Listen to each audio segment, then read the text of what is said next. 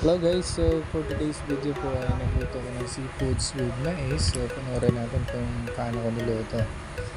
Okay, so ayan po, may hipon, pusit, saka Sprite, then butter, tahong, and then mais. So yan, naglagay po ako ng asin sa kulong tubig.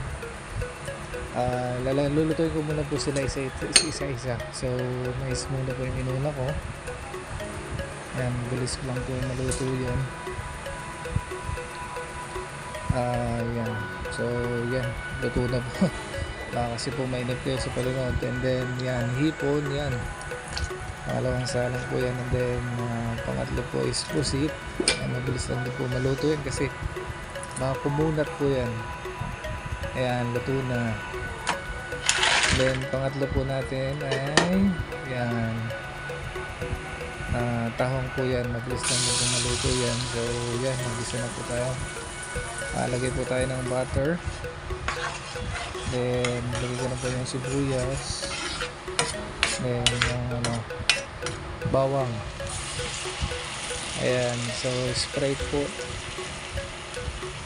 then lalagay ko din po yung yan, yung pinagkuluan kanina na hipon, and then mais. Nagdugtog ako para may konting sabaw. Then paminta. Ayan, so naglagay din po ako ng asukal yan para pabalansin ko ng lasa yan. Ayan, so yan, pinakulo ko lang po, medyo tiniga ko ng konti. And then yan, nilagay ko na po sila lahat. Mais, hipon, pusit, yan. Then lalagay ko na rin yung tahong dyan. Ayan. Then yan, haluin lang po natin yan. Then yan, tapos na po. Luto na. Yan.